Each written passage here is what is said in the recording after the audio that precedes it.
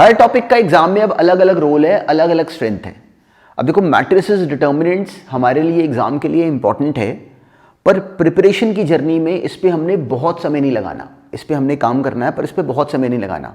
उसका रीज़न है, पर याद रखना, देखो रीज़न क्या है कि इस टॉपिक में जो हमने स्कूल के सिलेबस में काम करा उससे कुछ बहुत एक्स्ट्रा काम नहीं है, मतलब बिल्कुल वही काम है। तो लोग ब्लॉक कैसे होते हैं इसमें क्वेश्चंस में, वो जो डिटर्मिनेंट्स की हमने प्रॉपर्टीज़ करी हैं या जो मैट्रिसेस में जो बातें करी हैं उनको क्योंकि हमने स्कूल के सिलेबस में बहुत ज़्यादा एग्जीक्यूट नहीं करा होता तो हम वहाँ जाके ब्लॉक हो जाते हैं। तो आज वाली क्लास और नेक्स्ट क्लास को सोचना कि एक तरह से वो सारी बातें हमारे सामने वो उनको ब्रशअप कराएंगे। हर बात जो हमने करी हुई है पहले से हमें पता है, बस डायरेक्टली क्वेश्चंस के थ्रू हम ब्रशअप करेंगे।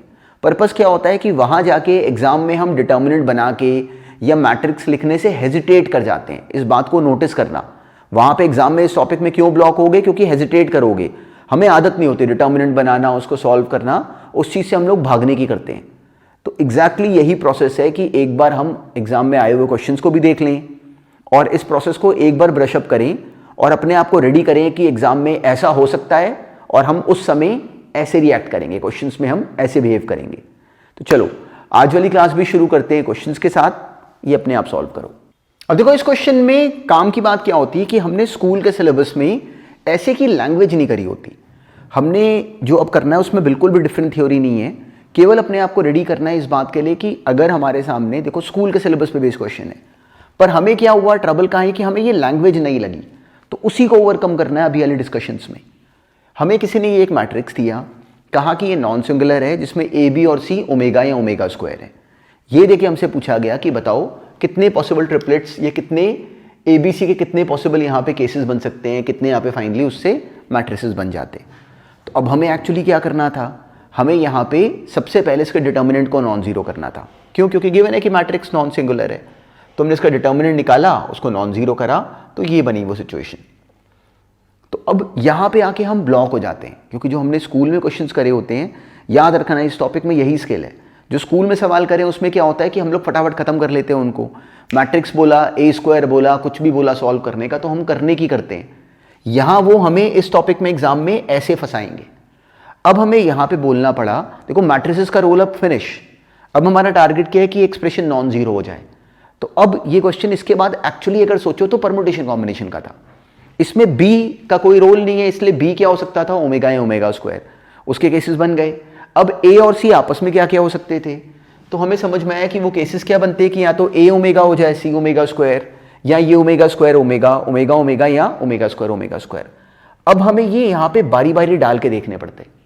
मान लो कि मैं ए को ओमेगा और सी को ओमेगा स्क्वायर ले लूँ, तो ए इंटू सी कितना हो गया 1, ओमेगा क्यूब 1, ये टर्म क्या बन गई ओमेगा स्क्वायर। ए प्लस सी कितना हो गया omega plus omega square, that is -1, minus minus plus, तो ये क्या बनी expression omega square plus omega plus 1, वो क्या बना 0। हमें नॉन जीरो चाहिए, तो ये केस रिजेक्टेड और सिमिलरली ये केस रिजेक्टेड, ये दोनों केस हमने छोड़ दिए फटाफट। अब हम इस पे गए, अगर दोनों अगर कहीं ओमेगा होते तो, अगर मान लो दोनों ओमेगा होते तो ये क्या बन जाता ए इंटू सी ओमेगा स्क्वायर, क्या बन गया, ये बन गया omega square into omega square which is what omega की पावर 4 विच इज ओमेगा। देखो फटाफट हमने ये करना था, ये बना ओमेगा, ओमेगा प्लस ओमेगा कितना हो गया 2 omega, 2 omega into omega 2 omega square which is -2 omega square plus 1, वो हमें दिख रहा है कि नॉन जीरो आ रहा है, तो ये बनेगी बात। सिमिलरली अगर ए और सी को ओमेगा स्क्वायर और ओमेगा स्क्वायर ले लेते तो ये क्या बन जाता ओमेगा की पावर 4 इंटू ओमेगा स्क्वायर, हमारी टर्म क्या बन जाती ओमेगा की power 6 which is what 1, omega cube 1 होता है, एक 1 और आ गया, तो अब यहां पे क्या बन गया omega square plus omega square which is 2 omega square, यहां क्या बन गया omega square plus omega square 2 omega square into omega which is 2 omega cube, मतलब -2, तो 1 + 1 -2, ये भी 0 आ गया, इसलिए ये केस भी रिजेक्टेड है। तो अकेला हमारे काम का केस क्या बना कि ए ओमेगा हो जाए और सी ओमेगा हो जाए। अब कॉरस्पॉन्डिंगली बी क्या हो सकता था, बी से एक्सप्रेशन फ्री थी, तो बी क्या हो सकता था या ओमेगा स्क्वायर, तो इसलिए जो ट्रिपलेट्स बने वो 2 बने इस केस में, नंबर ऑफ पॉसिबल ट्रिपलेट्स 2 बने, जहां पे कि ये नॉन जीरो आ रहा था, और वो ट्रिपलेट्स इस केस में क्या क्या बने हम इजिली आइडेंटिफाई कर पाए कि ओमेगा, ओमेगा स्क्वायर और ओमेगा, या फिर ओमेगा, ओमेगा और ओमेगा। पर हमें नोटिस करना जो मैट्रिसेस का रोल था वो कितना कम था। देखने में देखो क्वेश्चन मैट्रिसेस का है, पर कंप्लीटली इस एक्सप्रेशन के बनाने के बाद इसमें कहीं से भी मैट्रिसेस का रोल नहीं था।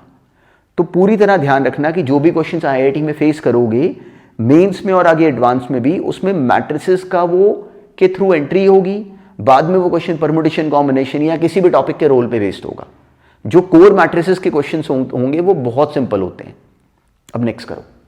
अब देखो इस क्वेश्चन में कोई ट्रिक नहीं थी, हमें जिस तरह से लैंग्वेज दी जाती है ना उसमें हम कंफ्यूज हो जाते हैं। तो इसी बात की हैबिट डालना, अब जब प्रैक्टिस कर रहे हो क्वेश्चंस की ना, तो अपने आप लिखने की हैबिट डालना।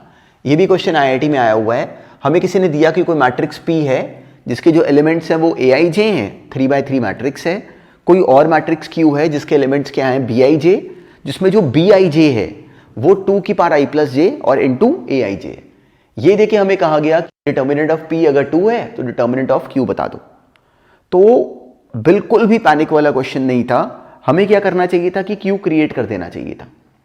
जैसे हमने Q क्रिएट करा, अब हमारा टारगेट क्या था, सिंपली 2 की पावर I+J करते रहे तो पावर बढ़ती रही साथ साथ, ये बनी एक्सप्रेशन।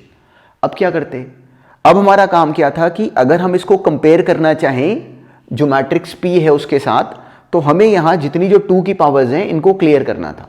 तो कैसे क्लियर करते, तो अब हम बिल्कुल सिस्टमैटिकली क्लियर कर सकते थे। तो वही एक्चुअली इस क्वेश्चन में टास्क था। तो हमें दिखा कि इस पूरे में से अगर हम लोग रियलाइज करें तो 2² कॉमन, 2 की पावर 3 कॉमन, 2 की पावर 4 कॉमन, हमने सिंपली हर एक में से कॉमन ले लिया। इसमें से 2² कॉमन ले लिया, इसमें से 2 की पावर 3 कॉमन ले लिया, इस कॉलम में से 2 की पावर 4 कॉमन।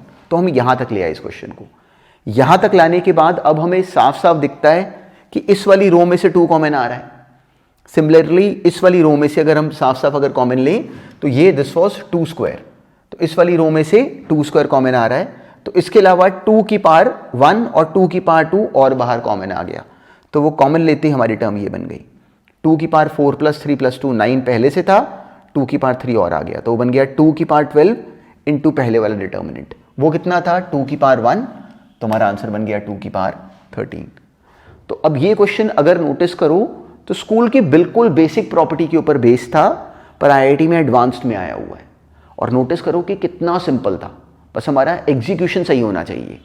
अब नेक्स्ट करो। अब देखो इस क्वेश्चन के थ्रू भी बिल्कुल मैट्रिसेस में अपना करा हुआ एक नोन पॉइंट है। अब देखो वो उन्होंने एग्जाम में कैसे अप्लाई कराया, और क्या पता हमारे साल में भी वो सेम पॉइंट एक्चुअली अप्लाई करवा दें। तो इसका भी पूरी तरह ध्यान रखना। मान लो हमें कहा गया कि ये किसी मैट्रिक्स का एक जॉइंट है, और हमें वो मैट्रिक्स दिया गया कि वो जो मैट्रिक्स है उसका डिटर्मिनेंट खुद अपने आप में 4 है। तो अब हमें जॉइंट के दिए होने पे एक मैट्रिक्स A के डिटर्मिनेंट से कनेक्शन कैसे करना है, पूरी तरह स्टोरी इस क्वेश्चन इस बात के ऊपर बेस्ड थी। तो जब भी कभी जॉइंट A का क्वेश्चन बने तो हमेशा ध्यान में रखना इस प्रॉपर्टी को। हमेशा क्वेश्चन यहां से शुरू होने की बहुत प्रोबेबिलिटी होती है। A इंटू जॉइंट A हमें क्लियरली पता होता है कि A इंटू जॉइंट A करो या जॉइंट A इंटू A करो, वो डिटर्मिनेंट A इंटू IN आता है। वो भी अगर रिकॉल करो तो हमने यूज करा हुआ, देखो A इंटू A इनवर्स कितना होता है I, वो यहीं से बना। A इंटू जॉइंट अगर हम करते हैं तो वो डिटर्मिनेंट A इंटू IN बनता है। IN is the nth order matrix, जो भी उसका ऑर्डर हो। अब सोचो कि अगर हम लोग दोनों तरफ डिटर्मिनेंट ले लें तो अब इसका डिटर्मिनेंट क्या बन जाता है, determinant A into determinant B, वहां आ गया determinant of A into determinant of joint A, और इधर क्या बन गया, determinant of A into IN पूरे का डिटर्मिनेंट। तो अब यही सारी काम की बात है। देखो याद रखना, मान लो कि A कोई मैट्रिक्स गिवन है, उसका डिटर्मिनेंट अगर 3 है, और हमें दिया जाए कि कोई 3x3 मैट्रिक्स है। अब अगर हमसे डिटर्मिनेंट ऑफ 2A पूछा जाए तो हम अगर गलती करते तो हम क्या बोलते, उसका आंसर 6 देते, विच वॉज रॉन्ग। हमें क्लियर है कि जब मैट्रिक्स को हमने 2 से मल्टीप्लाई करा तो उसकी हर एक टर्म 2 से मल्टीप्लाई कर गई, पर अब उसका जब डिटर्मिनेंट बनाओगे तो हर एक रो में से, हर एक कॉलम में से डिटर्मिनेंट बाहर निकालोगे, या रो में से एक ही बात है। तो हमें समझ में आता है कि वो 2 की पावर 3 इंटू इसका डिटर्मिनेंट 3 हो जाता, तो 8 3 जा 24 आंसर बनता। सेम बात अब यहां पे अप्लाई होती। डिटर्मिनेंट A इंटू IN करा, डिटर्मिनेंट A कोई नंबर है, जब उसको हमने उस IN से मल्टीप्लाई करा, मैट्रिक्स के साथ मल्टीप्लाई करा, तो एक्चुअली उस मैट्रिक्स का हर एक एलिमेंट उससे मल्टीप्लाई कर गया। अब जब उस पूरे का डिटर्मिनेंट लेंगे तो हम लोग हर एक कॉलम में से वो डिटर्मिनेंट A बाहर कॉमन लेंगे, तो इसलिए ये बन जाता है डिटर्मिनेंट A की power n into determinant of IN, जो कि 1 होता है। वहां से कैंसिल होकर डिटर्मिनेंट ऑफ एडजॉइंट A कितना आ जाता, डिटर्मिनेंट A की पावर n-1। तो इस पूरे काम का ये बेसिस है। इसको एग्जामिनर हमसे कैसे यूज करवा लें वो हमें नहीं पता, तो ये उसका केवल एक एग्जाम्पल था। डिटर्मिनेंट ए 4 है, 3/3 मैट्रिक्स है, तो डिटर्मिनेंट ऑफ एडजॉइंट ए कितना हो जाता है, डिटर्मिनेंट ए की पावर 3 - 1। इस केस में क्या बन गया, डिटर्मिनेंट ए कैंसिल होके डिटर्मिनेंट ए की पावर n - 1, तो यहां पे क्या बन गया, स्क्वायर। वो इस केस में क्या बन गया, 16। मतलब इसका हमें डिटर्मिनेंट गिवन था कि 16 है। तो इस बात को याद रखना, डिटर्मिनेंट ऑफ एडजॉइंट ए निकालने के लिए हमें, या एडजॉइंट ए के दिए होने पे डिटर्मिनेंट ए को निकालने के लिए इस बात को ध्यान में रखना। तो इस केस में इसका डिटर्मिनेंट कितना गिवन था, 16। अब इसको एक्सपांड करना सिंपल था, वहां से अल्फा आ गया 11। पर जो इंपॉर्टेंट अंडरस्टैंडिंग है वो ये थ्योरी का कनेक्शन है, इसको बिल्कुल माइंड में रखना। इस पे कई सारे क्वेश्चंस बन सकते हैं, पर वो हमेशा बनेंगे इस लॉजिक से निकलते। साथ में अलग से इस क्वेश्चन की डिस्कशन में जो हमने ये बात भी करी, अगर इसमें कोई बात भी अगर पहले रुकती हो तो ऑनवर्ड्स इसको भी ध्यान में रखना, इस पे भी क्वेश्चन हमें बहुत मिलते हैं। अब नेक्स्ट करो। अब देखो इस क्वेश्चन में भी काम क्या था और इसकी लैंग्वेज को हम कैसे हैंडल करते। हमसे पूछा क्या गया, हमें सिंपली कहा गया कि find B into B transpose. हमने B into B transpose find करना था। B हमें क्या गिवन था, A inverse into A transpose. तो बिना किसी कंफ्यूजन में पड़े सबसे पहले हमें B इंटू बी ट्रांसपोज बनाना चाहिए था। उसका मतलब क्या बना, B लिखा इंटू बी ट्रांसपोज, सिंपल सा हमने काम करा। अब AB का ट्रांसपोज क्या होता है, B transpose into A transpose. तो दिस इंटू दिस का ट्रांसपोज क्या हो जाता है, A ट्रांसपोज का ट्रांसपोज इंटू A इनवर्स का ट्रांसपोज। बिल्कुल सिंपल सी लैंग्वेज। A ट्रांसपोज का ट्रांसपोज क्या हो जाता है, A। देखो नोटिस करो कि केवल स्कूल की प्रॉपर्टीज पे बेस्ड क्वेश्चंस हैं, कोई एक्स्ट्रा ट्रिक नहीं, पर हमारा बस उतने क्वेश्चंस पे हाथ चलता होना चाहिए, क्योंकि एग्जाम में इसमें नए क्वेश्चंस नहीं बनते। बस इतनी बात पे हमारी क्लैरिटी होगी, बहुत इजीली सॉल्व होने वाले क्वेश्चंस होते हैं इवन एडवांस के। हमने इस टर्म को तोड़ा, अब हमें क्लैरिटी है, ये क्या बन गया, A, तो हमारी एक्सप्रेशन ये आ गई। अब यहां पे गड़बड़ क्या थी कि अब हमें क्या गिवन है। अब हमें समझ में आता है कि A इनवर्स अगर कंबाइन हो जाए A के साथ तो I बना लेगा, पर इसके साथ A ट्रांसपोज लिखा हुआ है, तो हम डायरेक्टली ब्रेक नहीं कर पा रहे। तो हमने नोटिस करा कि हमें दिया गया है कि A इंटू A ट्रांसपोज बराबर है A ट्रांसपोज इंटू A के। तो हमें दिखा कि यहाँ पे A इंटू A ट्रांसपोज बना हुआ है। अगर इसको हम A इंटू A ट्रांसपोज अगर उल्टा लिख लें तो ये A inverse into A into A transpose बन गया। अब A इनवर्स का ट्रांसपोज करो या A ट्रांसपोज का इनवर्स करो, हमें क्लियरिटी है कि सेम बात होती है। याद रखना, A इनवर्स का ट्रांसपोज करा या A ट्रांसपोज का इनवर्स फाइंड करो, सेम आंसर आता है। और ये भी हमने प्रूव करा होता है स्कूल के सिलेबस के लिए। तो ये लास्ट वाले को लिख सकते थे A ट्रांसपोज का इनवर्स। उसका बेनिफिट क्या हुआ कि ये A inverse into A which is I, ये एक मैट्रिक्स इंटू उस मैट्रिक्स का इनवर्स, ये भी क्या बन गया, I। तो इसका आंसर आ गया I। तो दिस वॉज द आंसर। पर देखो ब्रेक करते समय हमें एग्जैक्टली ऐसे तोड़ना चाहिए था, और कितना सिंपल था, पर कहां से निकला, एग्जैक्टली स्कूल वाली प्रॉपर्टीज।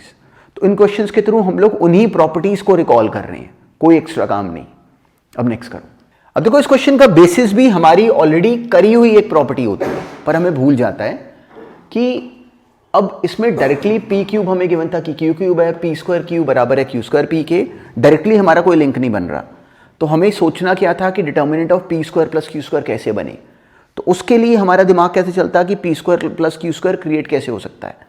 तो हमें दिखा कि अगर मान लो हम इन दोनों को सबट्रैक्ट कर लेते, उसका बेनिफिट क्या, हमें दिखता कि पी स्क्वायर कॉमन आ रहा है, तो हमने सिंपली दोनों को सबट्रैक्ट करा, तो पी स्क्वायर कॉमन लेके पी माइनस क्यू दोनों में जनरेट हो पा रहा था, उसको इधर लाके हमारी एक्सप्रेशन बन गई है। अब ये हमारे काम की बात थी। ये क्वेश्चन भी इंटरेस्टिंग था, पर इस पूरे काम में, ये IIT में आए हुए क्वेश्चन हम देख रहे हैं, इसमें पूरे में नोटिस करो कि कोई पॉइंट भी हमारे स्कूल की बुक से एक्स्ट्रा नहीं है। तो होता क्या है कि जो स्कूल में हमने क्वेश्चंस करे होते हैं उनको हमने इस तरीके से नहीं डील करा होता। तो वही स्किल अब हम समझ रहे हैं कि सेम काम पे क्वेश्चन आएंगे, उसमें हमने ब्लॉक नहीं होना। अब देखो यहाँ पे क्या बना, दो मैट्रिक्स मल्टीप्लाई होकर 0 आ रहा है। तो अगर दो मैट्रिसेस A और B का मल्टीप्लिकेशन अगर 0 आता है तो हमें क्लैरिटी होती है कि यहां से कहीं से ये नहीं बनता कि यहाँ A नल मैट्रिक्स या B नल मैट्रिक्स।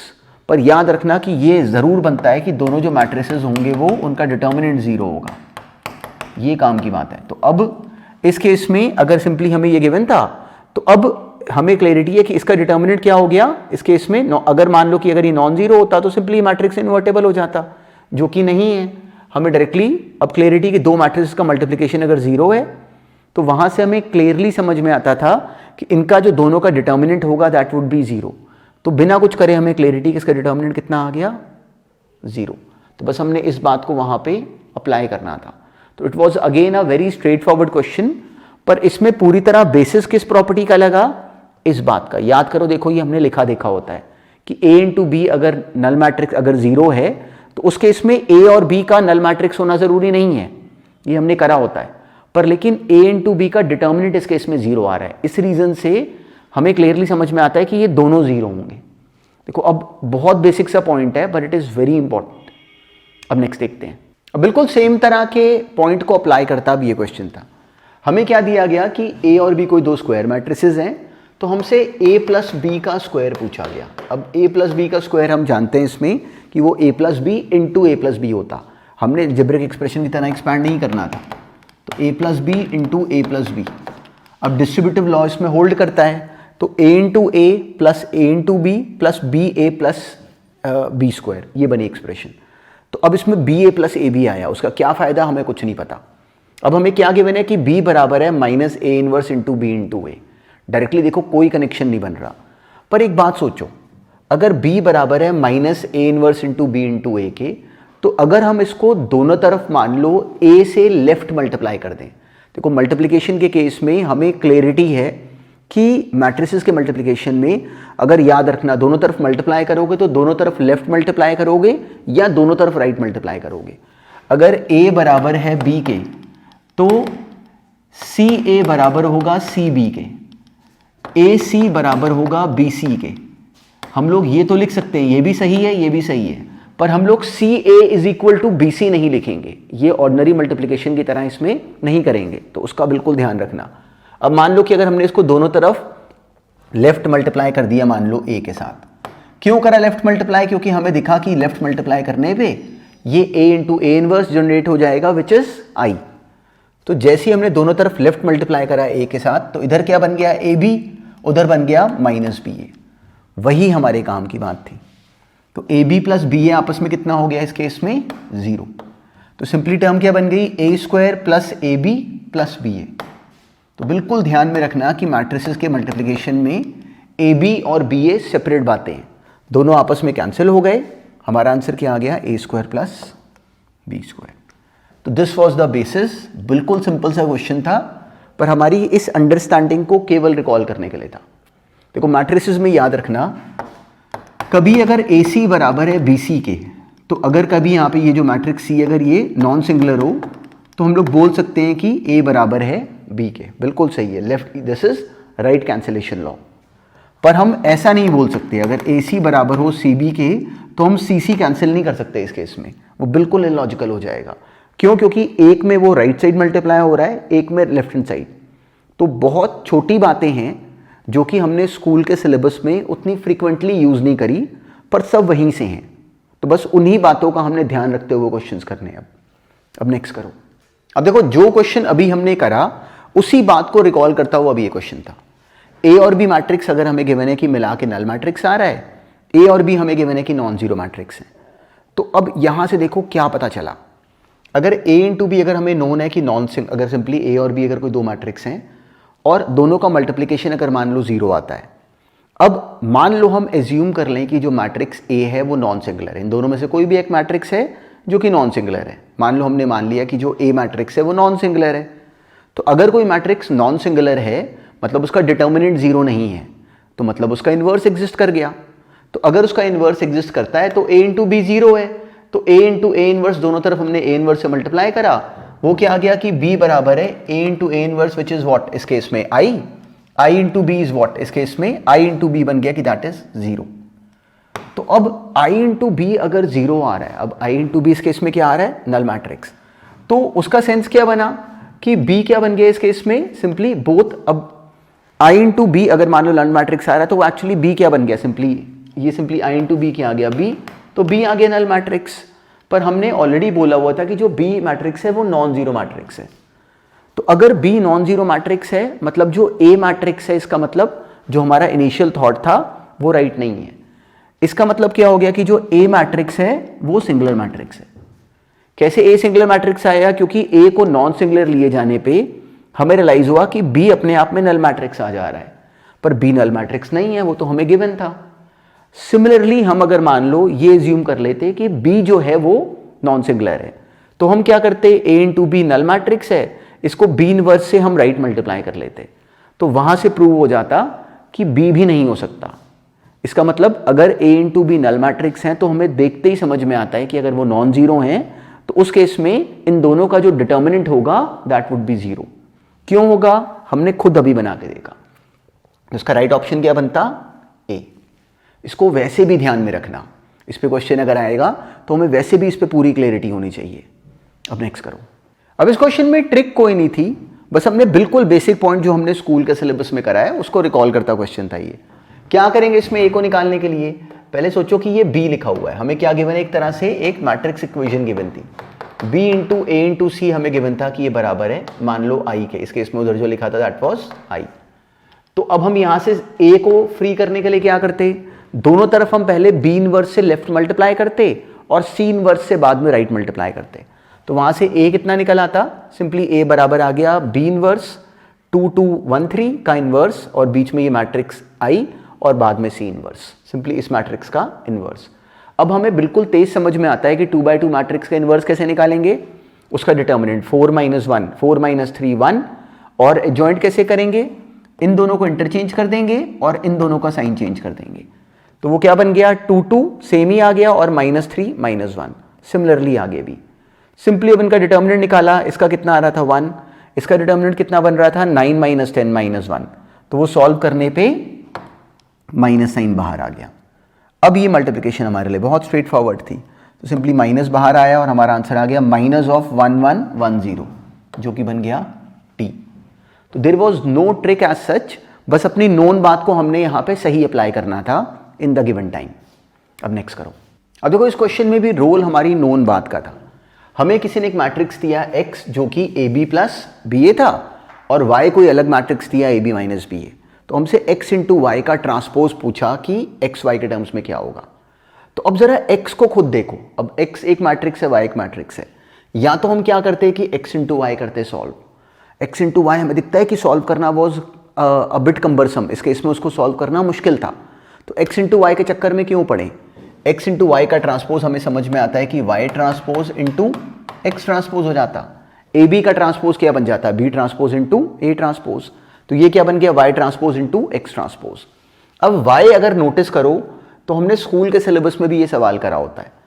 x भी अगर नोटिस करो कि हमने इसको भी सॉल्व करा होता है। x ट्रांसपोज क्या बन जाता?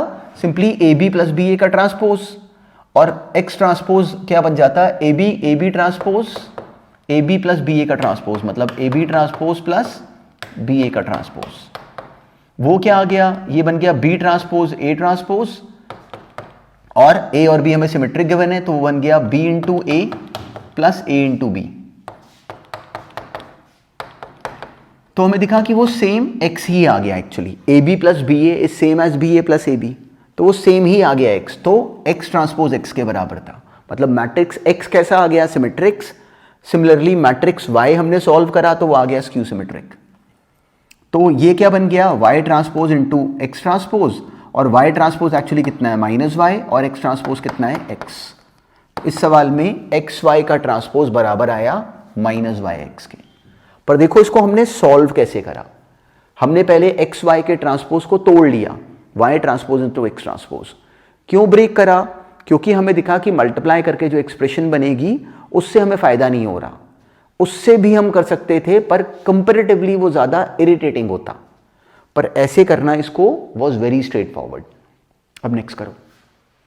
एग्जैक्टली इसी पॉइंट को यूज कराता आईआईटी में क्वेश्चन भी आया हुआ है एक, वो भी डिस्कस करेंगे। पर देखो बेसिस क्या था। अगर हमें किसी मैट्रिक्स की हायर पावर अगर दी हो, मान लो कोई a का क्यूब बोल दे, तो हमें समझ में आता है कि उसका मतलब a मल्टीप्लाइड बाय a होता है। बहुत छोटी सी बात लगती है पर हम उसको अप्लाई नहीं कर पाते।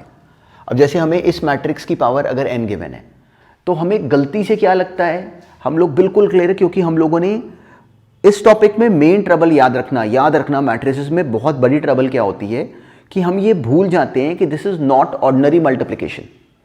तो अब ये मैट्रिसेस का जो मल्टीप्लिकेशन है वो सिंपली एक ऑपरेशन है जिसका नाम हमने सुन रखा है पहले से, मल्टीप्लिकेशन, पर इसका ऑर्डिनरी मल्टीप्लिकेशन से कोई जनरली कोई लेना देना नहीं है।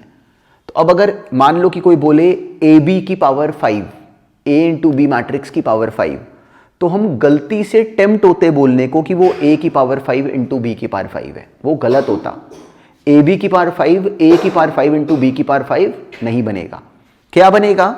ए B multiplied by A B multiplied by A B and so on 5 बार। तो इस बात को बस ध्यान में रखना, ये बहुत बहुत इंपॉर्टेंट बात है।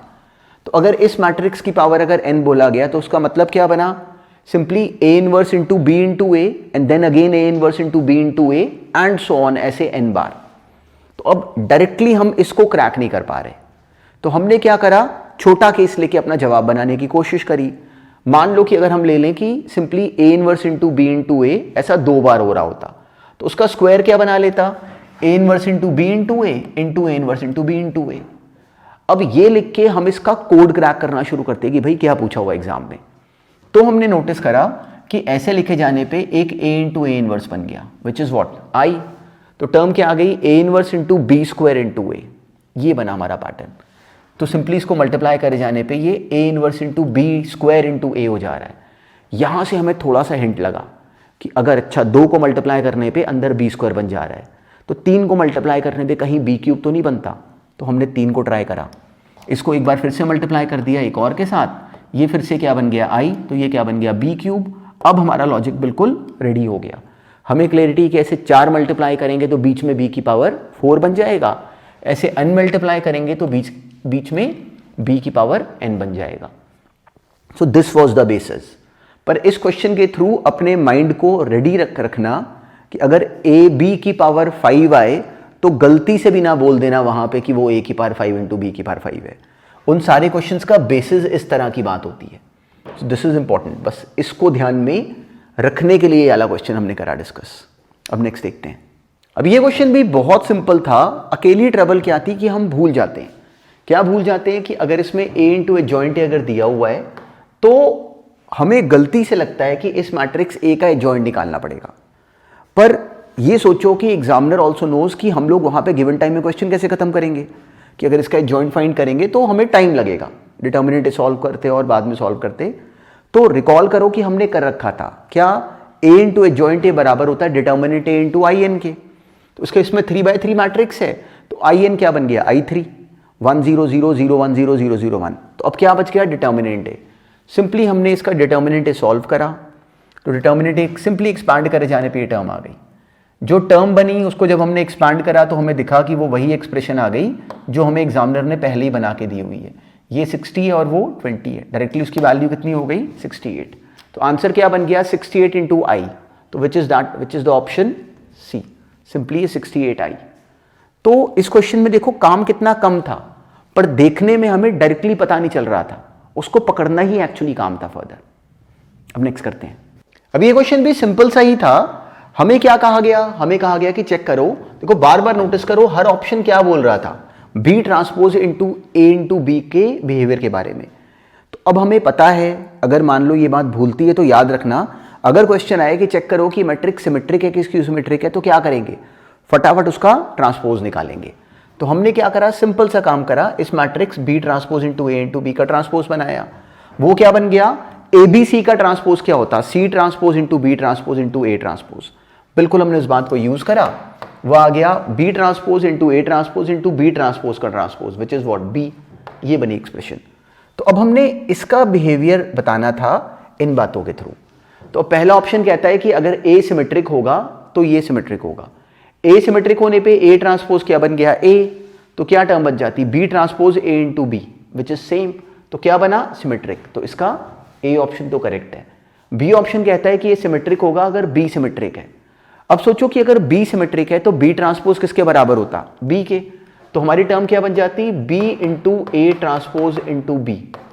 पर क्या वो वही बनी? बी ट्रांसपोज इंटू ए इंटू बी। तो हमें क्लैरिटी है कि उस केस में अपनी टर्म क्या बन गई? जो क्वेश्चन है वो क्या था? वो था बी ट्रांसपोज, वो भी बी हो गया इंटू ए इंटू बी। तो देखो ये मैट्रिक्स और ये मैट्रिक्स सेम नहीं बने, क्यों नहीं बने? क्योंकि बीच में ए ट्रांसपोज है और यहाँ पे ए है, तो इस रीजन से जो इसका बी ऑप्शन है वो सही नहीं होता। देखो हमने बना के देखा, अब जब हम ए ऑप्शन कर रहे थे तो हमें दिखा साथ साथ कि अगर जो ये ए ट्रांसपोज है, अगर ये माइनस ए हो जाता तो बाहर माइनस साइन आ जाता, तो इसलिए इसका डायरेक्टली डी ऑप्शन भी कॉरस्पॉन्डिंगली वैसे ही करेक्ट था। तो हमें इस केस में फॉर एवरी मैट्रिक्स ए तो रॉन्ग था, बी ऑप्शन बना नहीं, बहुत क्लोज प्रॉक्सिमिटी थी इसमें कि हम लोग गलती से मार्क कर देते इसका बी ऑप्शन, तो हमें बना के देखना चाहिए था। देखो सेम नहीं आया, इसका ट्रांसपोज बी के सिमेट्रिक होने पे सेम नहीं आ रहा, तो इस रीजन से जो करेक्ट ऑप्शन हुए इसके वो ए और डी हुए। तो इट वॉज वेरी बेसिक, पर हमने इस बात को बस सही अप्लाई करके बोलना था। अब नेक्स्ट देखते हैं। अब आज वाली क्लास में हमने मैट्रिसेस पे आए हुए क्वेश्चंस भी देखे और साथ में मिक्स क्वेश्चंस भी फेस करे। तो याद रखना मैट्रिसेस में कोई स्पेशल ट्रिक नहीं है, अभी क्वेश्चंस हम लोग और भी फेस करेंगे, पर बिल्कुल ध्यान में रखना कि जो हमने स्कूल में प्रॉपर्टीज करी है ना, कई बार हम उनको अप्लाई करते हेजिटेट कर रहे होते हैं। तो आईआईटी में क्वेश्चंस इसमें बहुत अलग नहीं आते, पर लोग वहां पे ब्लॉक क्यों होते हैं? क्योंकि उनके उन्हीं स्कूल वाले काम पे करे हुए क्वेश्चंस पे हमने इस तरह के सवाल नहीं देखे होते, तो हमारा वहां पे पेपर में करने में कॉन्फिडेंस नहीं बनता। तो इस पूरी एक्सरसाइज का, इस पूरी डिस्कशन का अकेला वो पर्पज है। पर ये मोड ध्यान में रखना, क्वेश्चन पहले खुद अटेम्प्ट करोगे, उसमें फंसो तो आगे अपने अपने आप को पुश करो कि अच्छा ठीक है हमें समझ नहीं आया तो हमने सॉल्यूशन समझा, उसके बाद नेक्स्ट क्वेश्चन पे फिर से स्ट्राइव करो कि हमसे खुद हो पाए, तो एक्चुअली तो इंप्रूवमेंट होनी शुरू होगी साथ साथ। तो चलो जो आज भी क्वेश्चंस करे इनको थॉरली रिवाइज करना।